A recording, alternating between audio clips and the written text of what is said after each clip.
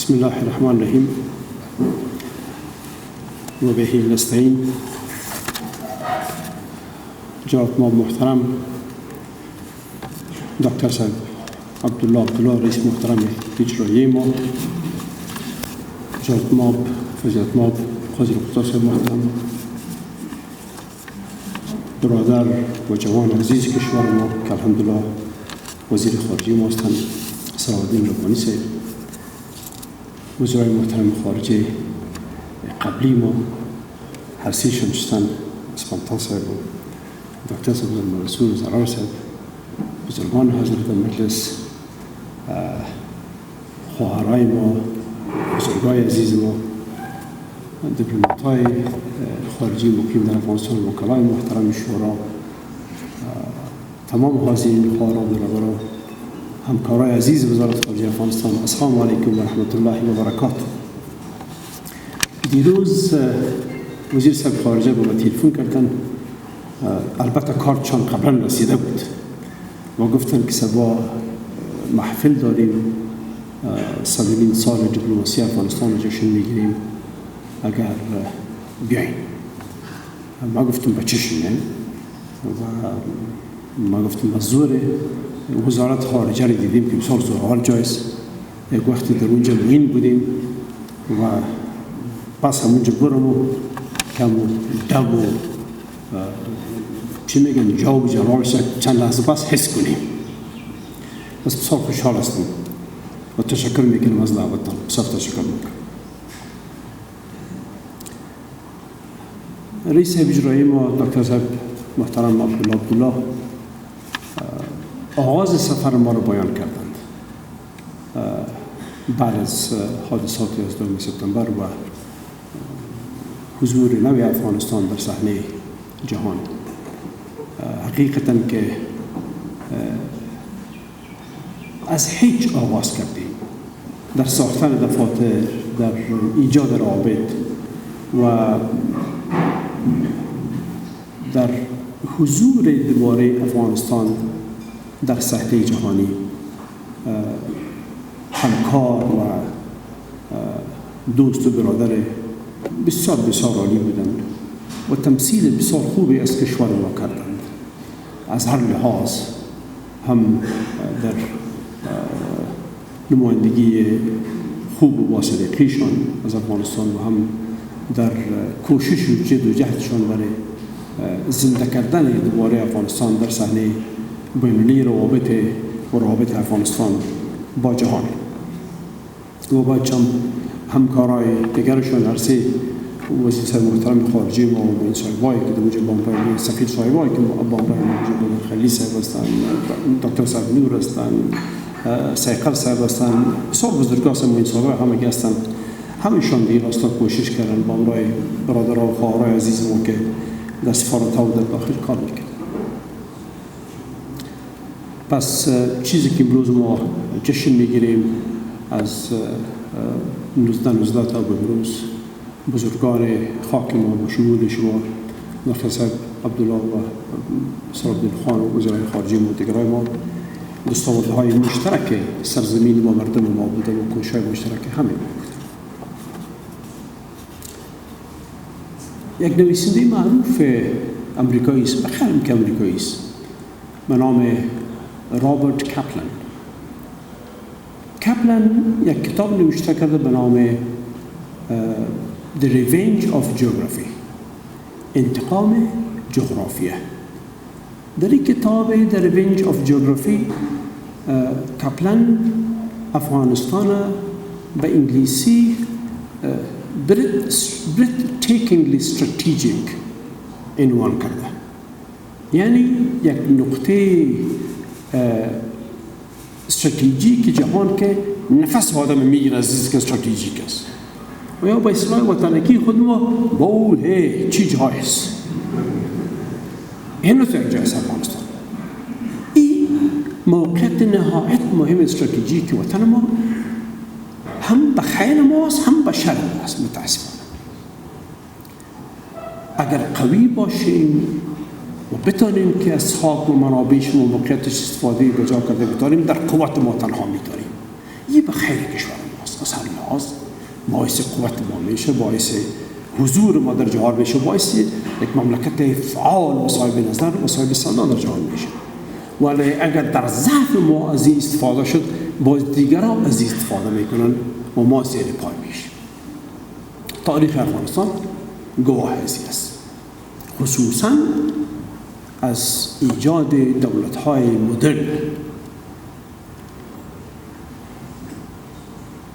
نیشن استیتس که برش میکنم، من میدونم که در زبان خود ما چی میگیم نیشن استیتس،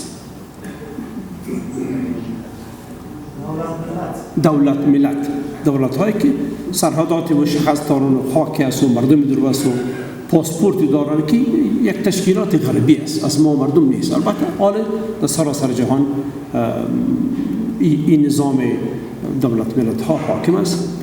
از روزی که این نظام آمده و چند صد سال از میشه و قدرت های بزرگ جهان ظهور کردن با ظهور امپراتوری انگلیس و آمدنشان به شبه قاره هند، افغانستان با مشکلات بسیار زیادی روبرو شد. کانت نیسلدورف، وزیر خارجه قرن 19 روسیه، معاملات انگلیس و روسیه را در منطقه ما رقص اشباح یا کشتی اشباح میگه، تورنمنت آف شادوز، مسابقه اشباح میگه که دیده نمیشدن ولی در مسابقه بودن و اثراتش در ما مردم ظاهر میشد، در خوبی یا بدی، نقص یا زیان ما. طبعا که استقلال کشور ما متاثر بود، طبعا که ترقی کشور ما متاثر بود، طبعا که جهات مختلف زندگی ما از اون متاثر بود. خب کوتاه میکنیم میایم به سالهای قرن 20.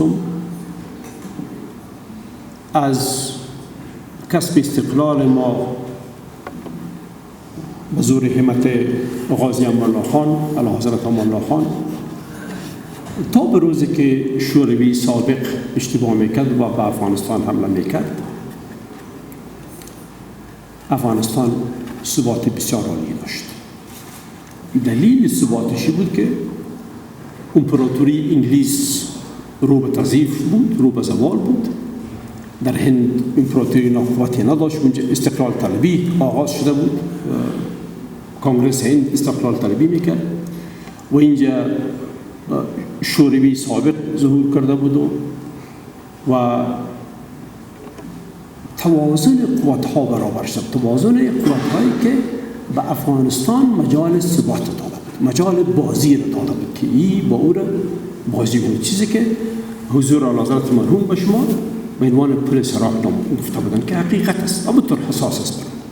او باعث ثبات افغانستان شد. شوروی بزرگی در پای ما بود و امپراتوری انگلیس در حال ضعف بود و ما ثبات نسبی پیدا کردیم. ثبات البته بسیار خوب. امریکا تازه پاورسی قدرت بزرگی مانده بود و کوشش های داشت و به افغانستان برای جلب توجه مردم افغانستان می آمدن، زیادتر کمک های بشردوستانه و خوبی به ما میکردن و این توازن دولت او وقت ما خوب نگاه کرده بود. با حمله اتحاد شوروی سابق به افغانستان متاسفانه که هم افغانستان رو به خرابی و بربادی رفت و هم شوروی خود خراب کرد و از بین برد و تضعیف شد و مورد تاخت تازه غرب و کشورهای ناچوب قرار گرفت. باقی شکل ما می‌داریم برمیگردیم به 2002 که حکومت ما شد و آغاز به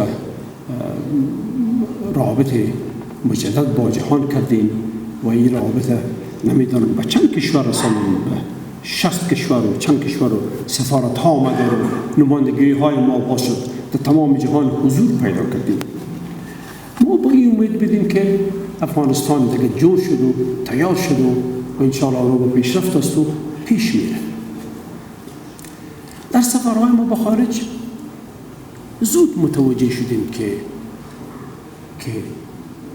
ما کشور هستیم قابل توجه، هم به دلیل حضور نظامی امریکا و متحدینش ناتو و دیگران در افغانستان، هم به دلیل خود خاصیت و موقعیت افغانستان در اینجا.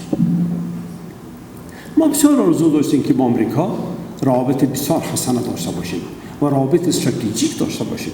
ما و دکتر صاحب عبدالله بیان داریم که کوشش کردیم که با امریکا ایجاد روابط استراتژیکی بکنیم، به این امیدواری که این باعث تقویت افغانستان شود و با خصوصا باعث نگهداری افغانستان از تهاجماتی شود که از زمان جهاد ما از طرف همسایه شرقی بر ما می‌آمد. یکی از دلایل عمده که ما نزدیکی‌ها را می‌خواستیم با این کشورها همین بود و کوشش به ایجاد روابط وسیع به همین دلیل کردیم. در همین حال این کوشش هم داشتیم که با همراه پاکستان روابط بسیار حسنه و نیک داشته باشیم. ما می‌دانستیم که خط دیورند محصول اعمال پاکستان نیست.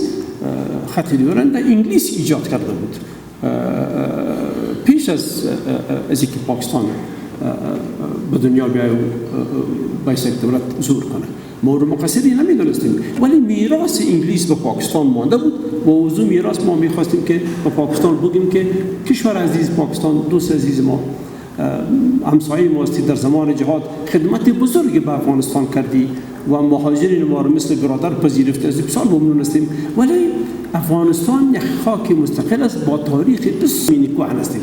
در چقدر سال میریم به عقب، باید یک تمدن، باید یک کلتور، باید یک سرزمین، باید یک مردم از خراسان گرفته برین با آریانا و برین با کجا خدا میدان میرسیم.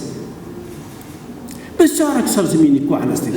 زمانی که اسپانتا صاحب نقطه خود نوشته میکنن، بعضی وقت با ما نوشته میکنن، باز ما را سرزمین کوهن خطاب میکنن. ما بسیار خوشم آمده میگم،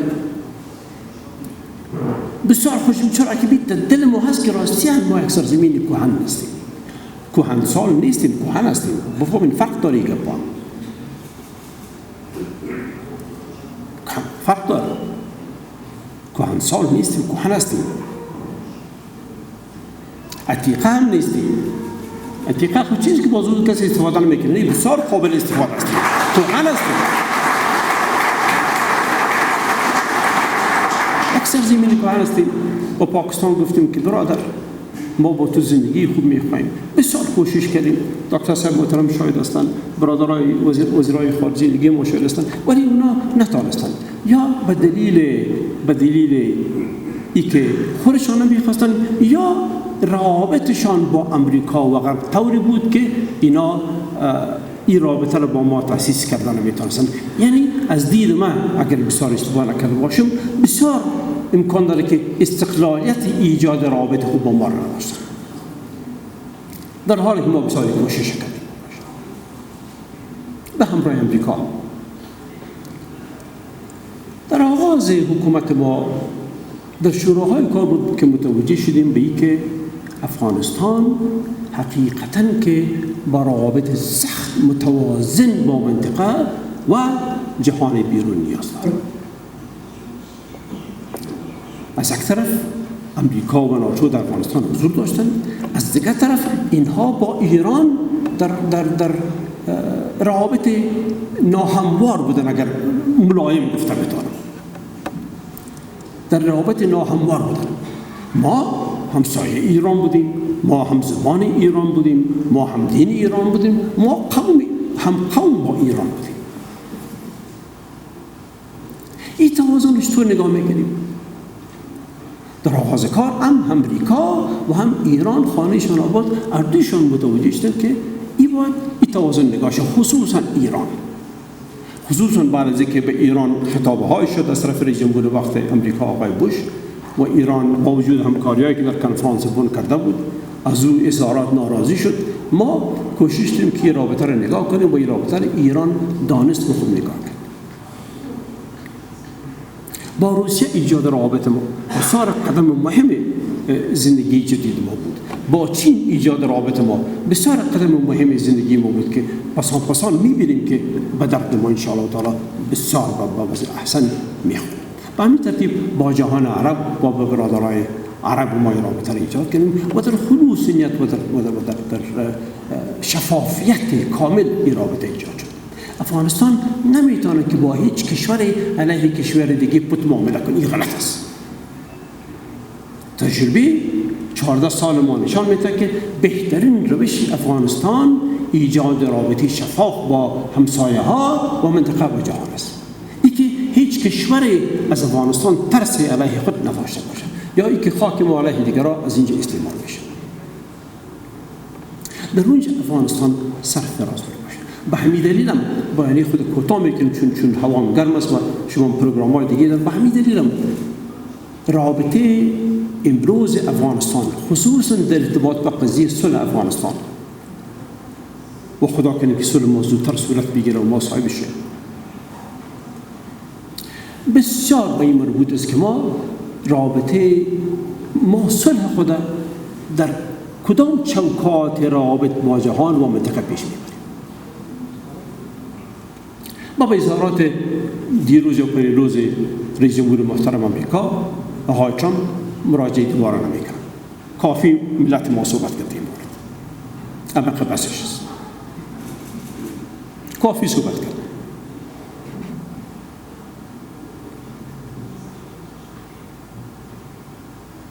کافی صحبت کرد. ما را کسی نابود کردن میتونه. ما پامیرها هستیم. بام دنیا هستیم. بام کسی نابود کردن میتونه خود زیر آورده شد. ما بام جهان.